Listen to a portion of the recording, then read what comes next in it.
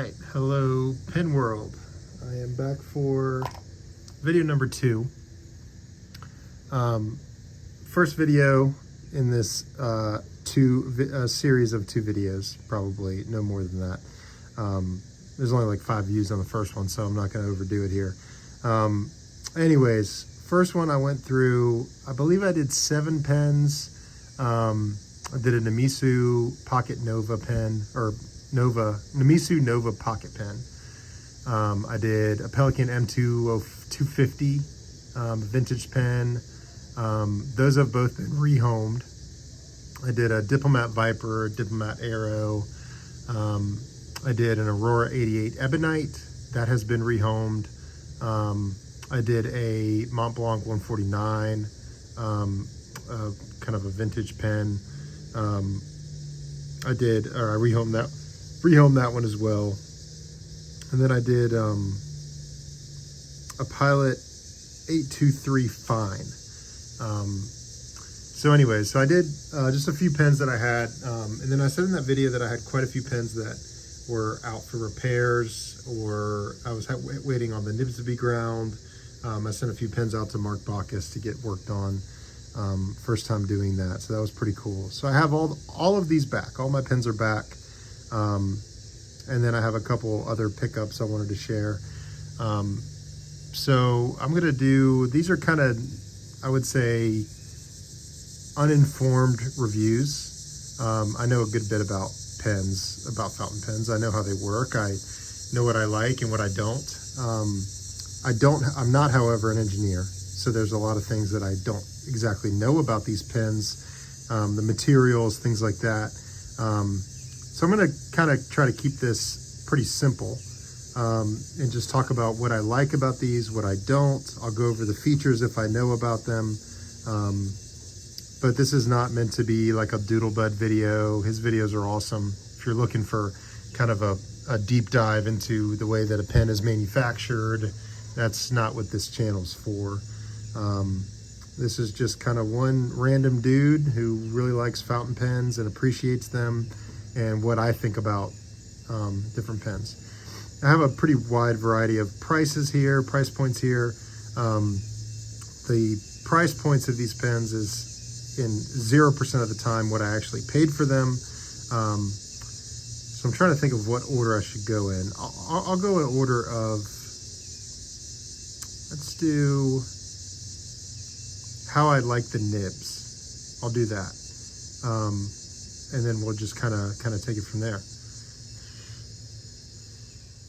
Now I'm out here on my patio instead of watching the Yankees game, because the Yankees stink and are an unwatchable team right now. So I'm going to take a break from watching Nationals at Yankees, Brad Lord versus Cam Schlittler. I feel like I can sit this one out tonight and instead talk pens. Bourbon. I've got an old Fitzgerald Bottled and Bond 7-year. Enjoying this quite a bit. So I'm going to sip on this. I've got a Taroko Designs Tomoe River notebook.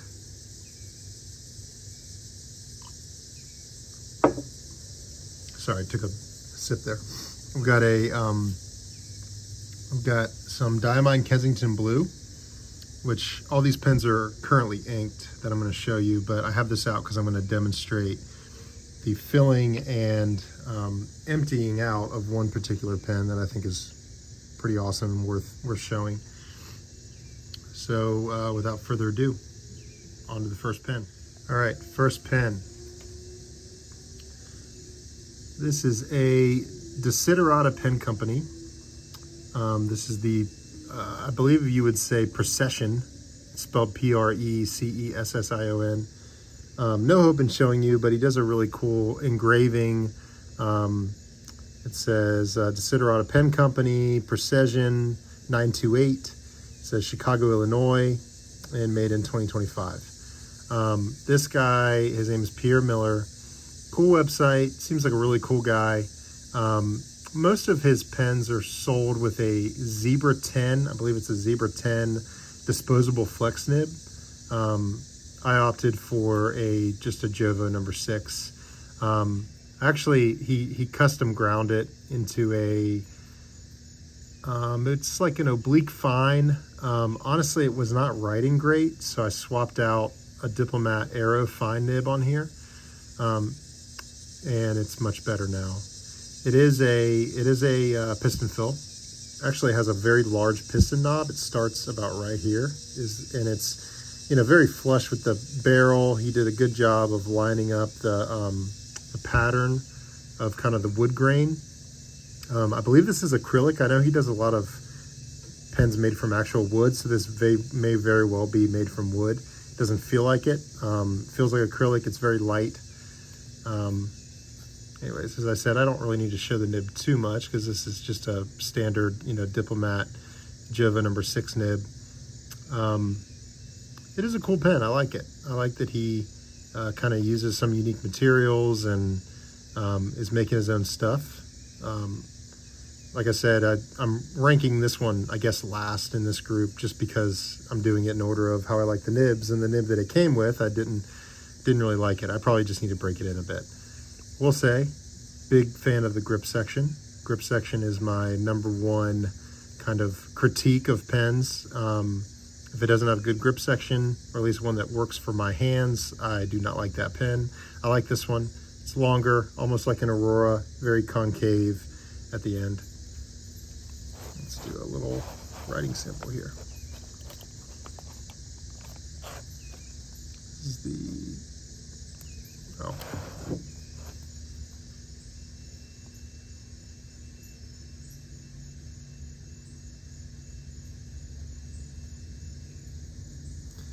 Desiderata Penco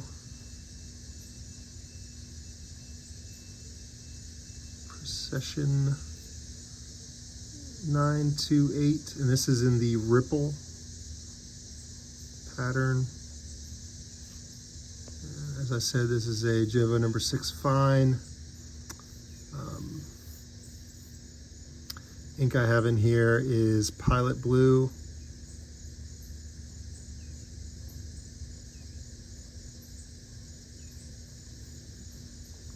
Which is just perfect ink. It's like Waterman Serenity Blue. Works in everything. Can't really go wrong with it. Has some decent shading. Has a little bit of a red tint to it when it dries in some spots where the ink is heavy, so that's kind of cool.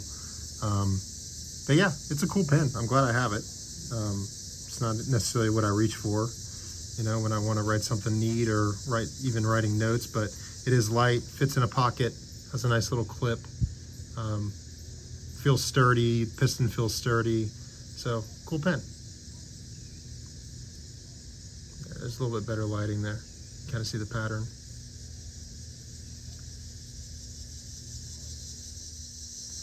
All right, take a little sip of whiskey here. Cheers.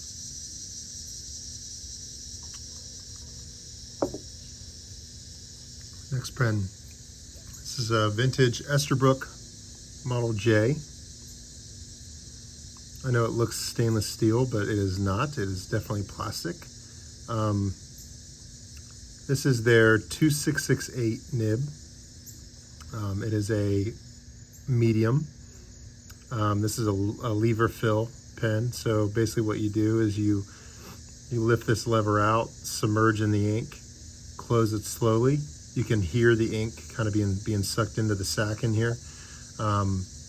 And you close it all the way, do it a couple times, get a pretty good fill. No ink window, so I don't know how successful I was in that, but this nib is an absolute nail. There's no flex whatsoever, which is odd considering how long and kind of thin it is. It's very sharp on the edges, on the right and left, you know, right and left side of the tipping. Could be because it's old. It could be just that Esterbrook, their vintage pens, that's how they designed them. Honestly, it writes fantastic. I was really, really shocked. Just great writer, very smooth. Love the color. Like I said, it almost looks like it's kind of a hammered metal. Anyways, I'm impressed with this one. And again, this is the Esterbrook Model J.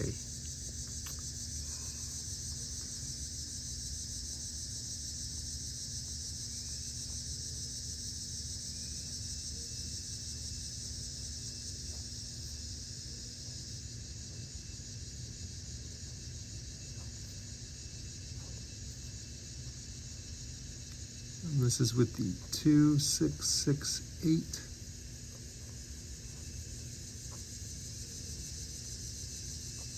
Steel nib, and this is a medium.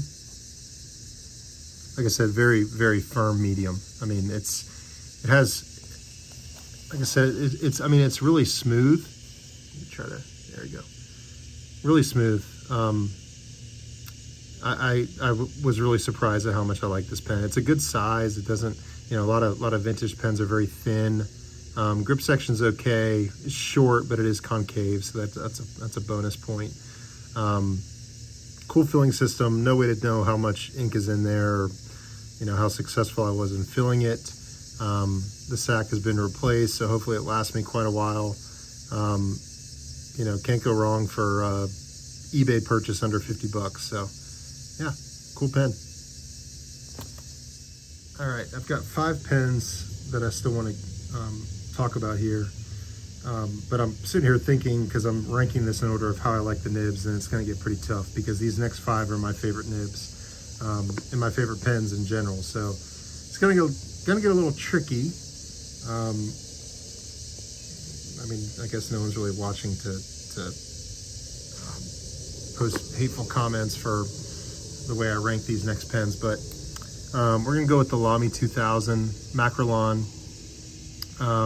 I bought this pen when it was my first gold nib pen, and I hated it at first. I didn't really know much about fountain pens. I didn't really appreciate them as much as I do now. So I just simply said, well, pretty small nib, hooded nib, no flex to it. This is boring. I could never get the sweet spot right. It's not, at first I kind of thought it was ugly, and then I realized that I like uglier pens, or I guess not ugly pens, but kind of basic designs.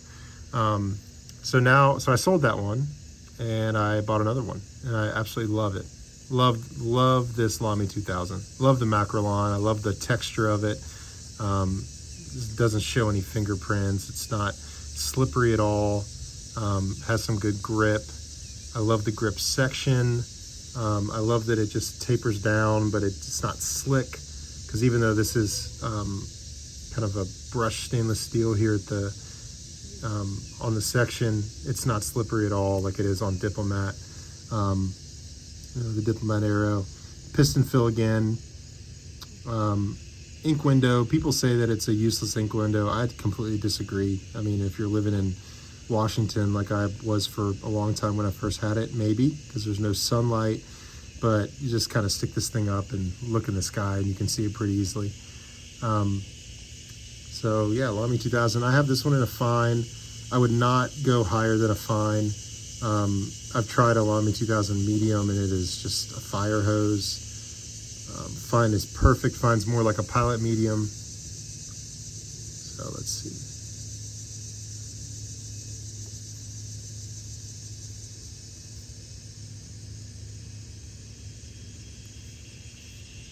This is I believe it's a 14 karat gold medium nib. Most people know about this pen who would be watching this video, because it's one of the most famous fountain pens ever made in the 60s. They never really changed the design of it. They've introduced some different colorways. They have like a forest green. I think they have a blue. They have a stainless steel, which is also really cool. But the Macrolon is the classic.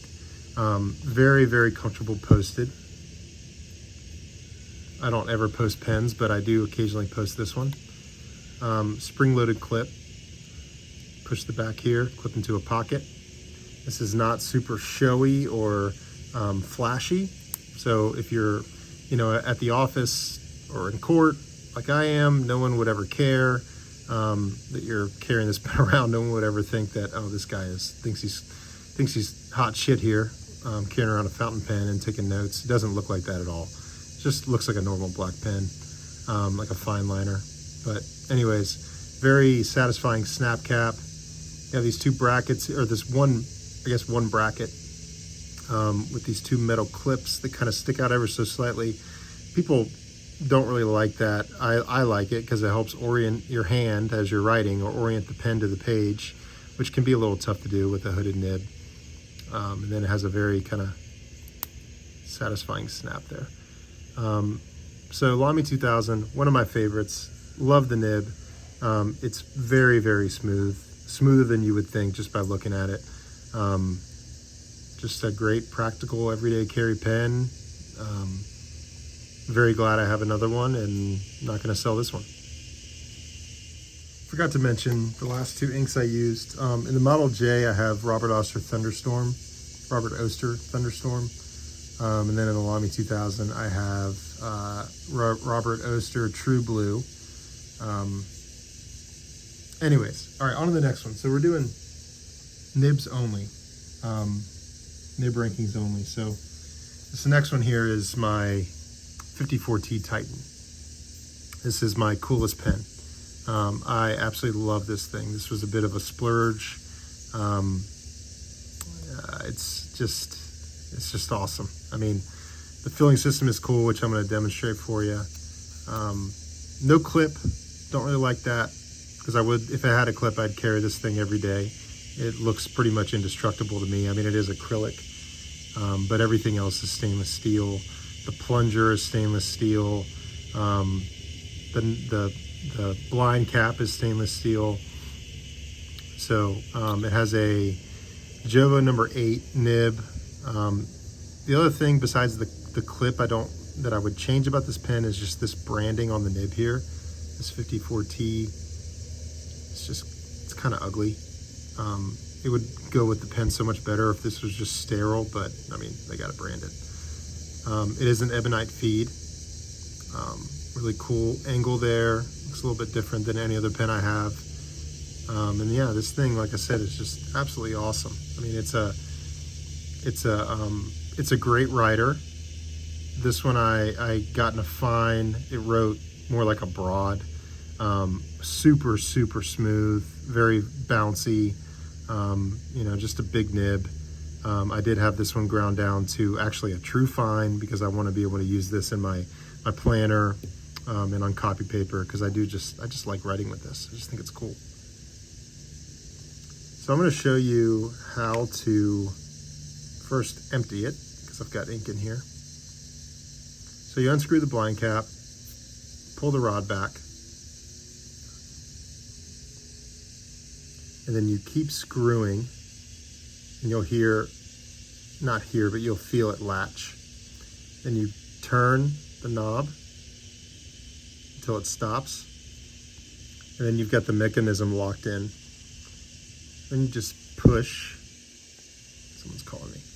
Just push the plunger down, dispels the ink.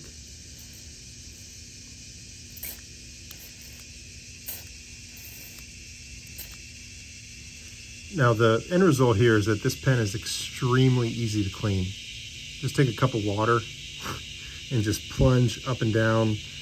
It's not a vacuum filler the same as the A23 or some of the Gravitas pens, but I'll show you how this thing fills up. So submerge the nib just like you would a vacuum filler, and instead of plunging the blind cap or the plunger down, you just simply pull it up very slowly.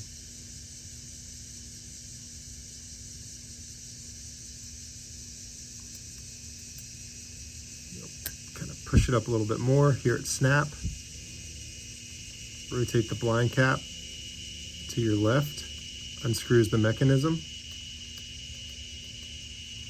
And you push down on the plunger. Let's see here, make sure I'm all the way unlatched here.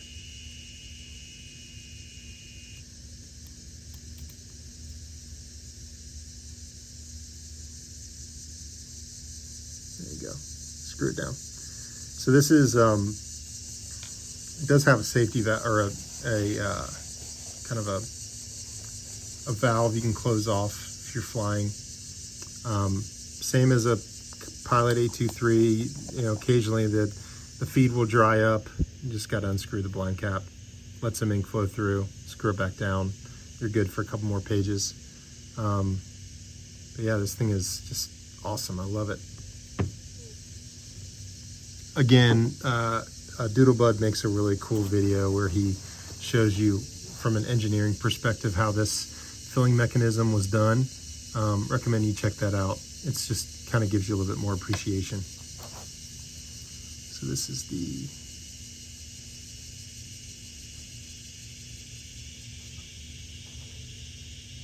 Fifty4T Titan. This is a fine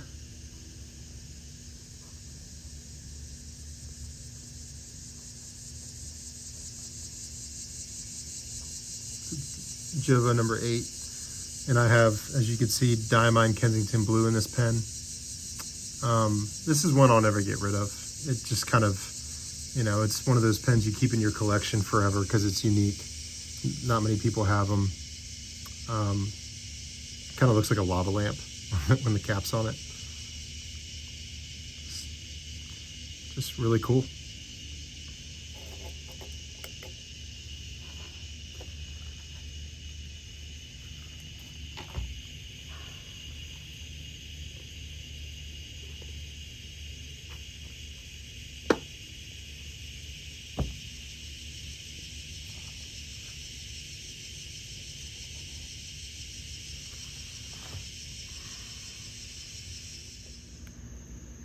All right, we've got 3 pens to go. So next I wanted to talk about this is really tough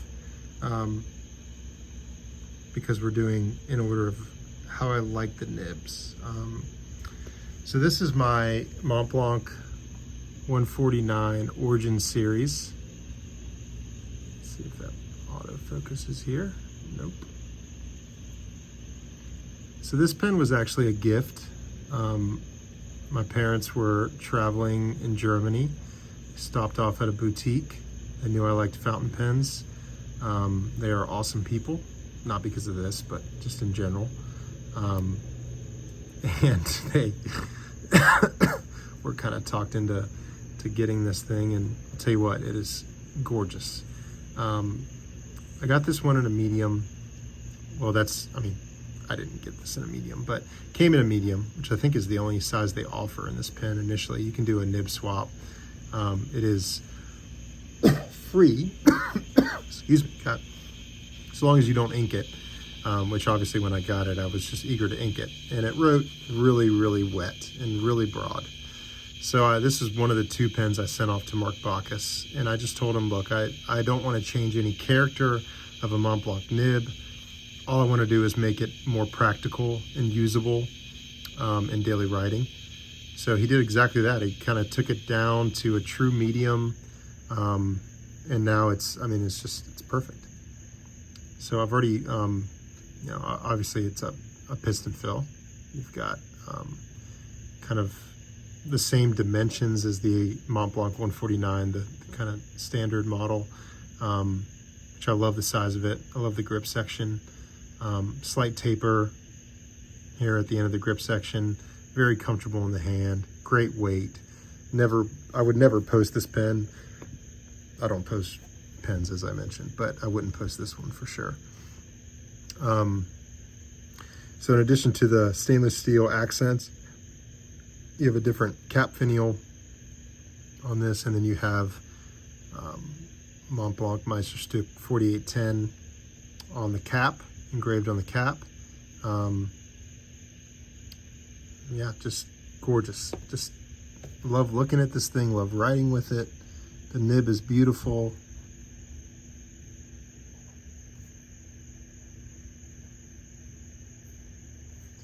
The first video I've recorded of this one, I didn't record, so I've already done this whole spiel. Already did the writing sample, but I'll do it again. 149, and this is a medium. This is 18 karat gold. Little bit of feedback, which is really cool, because these next 2 pens I'm going to talk about have no feedback whatsoever.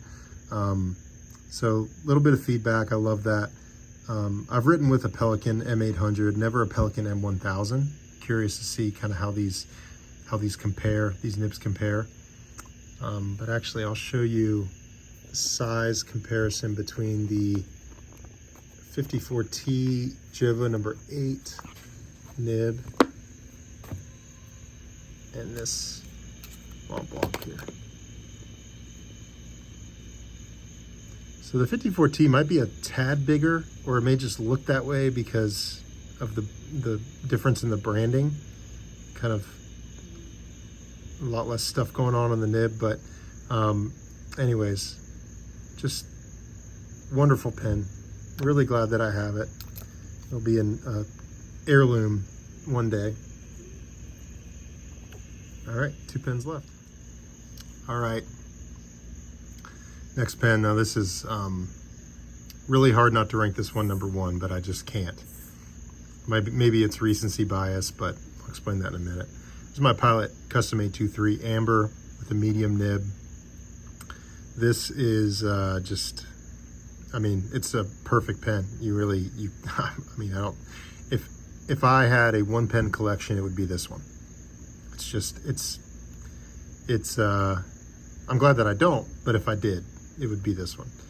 Vacuum fill, demonstrator, just, you know, perfect pen. If you've ever written with one, you know exactly what I'm talking about. You know exactly why.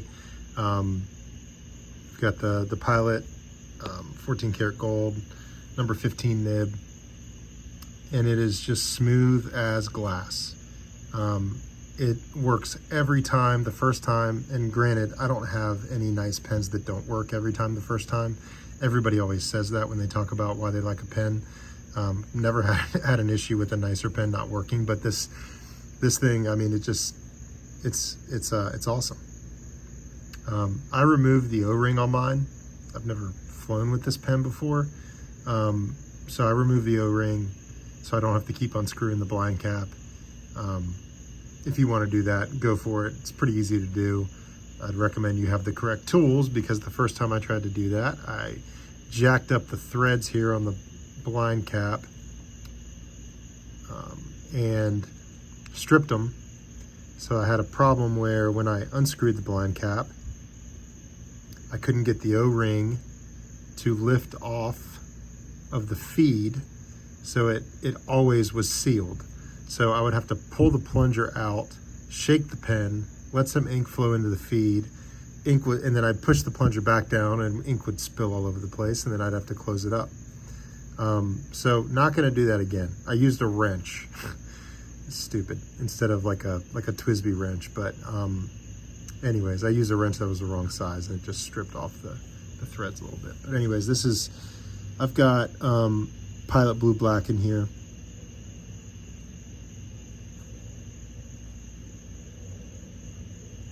I mean, it is just so ridiculously smooth.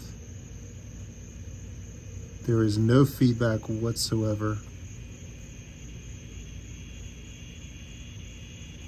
I love the amber colorway on this pen. It's gorgeous. It's classy, cigar shaped. It's not super flashy. It does have gold accents, but yeah, it's just Pilot 823. If you're on the fence with it, go for it. I have a medium as well in a different colorway. I love that one too, but there's nothing like the medium. It's just perfect. I mean, it's maybe a little bit wide for some people, but I write really small, and I've never been shy to use this thing in, my bullet journal, on grid paper. I've used it on copy paper. It's just, it's a perfect pen. And again, I have Pilot.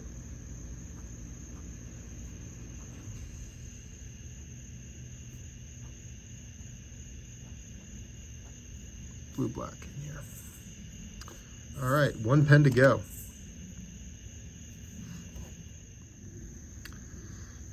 All right, I had to top my whiskey off here for this next one because this is a Grail pen. This is one that I have been wanting in black for a long time, and I figured out that they came out with a Prussian blue. So I made a post on Reddit that I was looking for one. I was never going to pay retail for this. It retails for like $1,600. Never, I could never do that. I'm married, so that could have been a decision I made, 5 years ago, but not now. But anyways, I got a really good deal on this one. It was used, of course, but lightly used, but used. So this is the Pilot Custom Urushi in Prussian blue. This is a big freaking pen.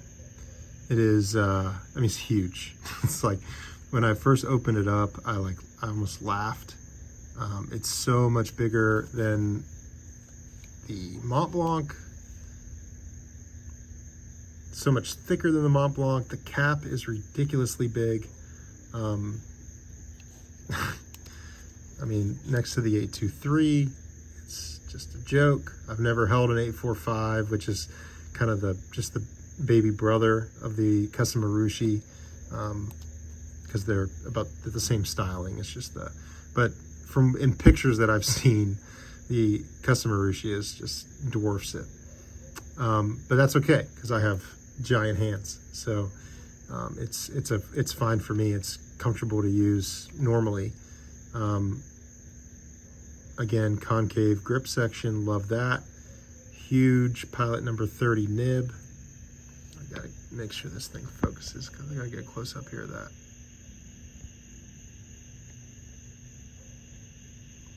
Well, a little tricky. Working with an older iPhone here. I have this in the fine medium. Now this is this nib is super bouncy. It's like, it's precise, but you have to really take your time. This nib definitely rewards a very slow, conscientious writer, which I am. I write slow.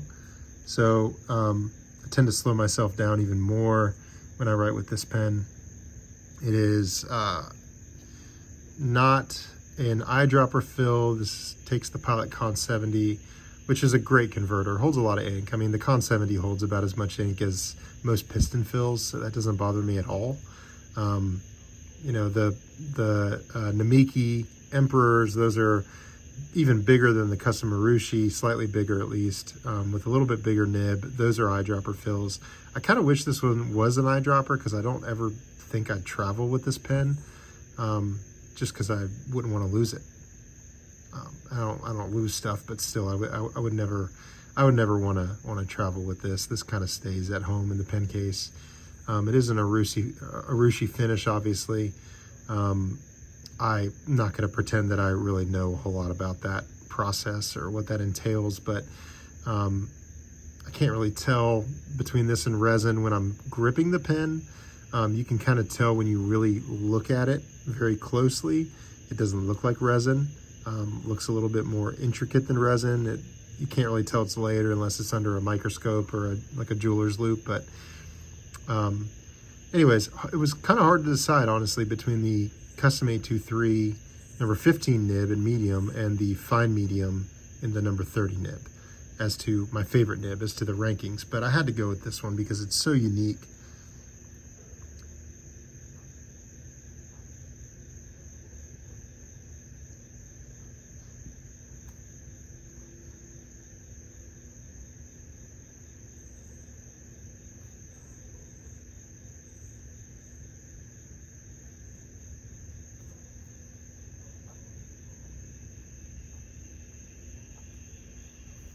And I also have Diamine Kensington Blue in here because I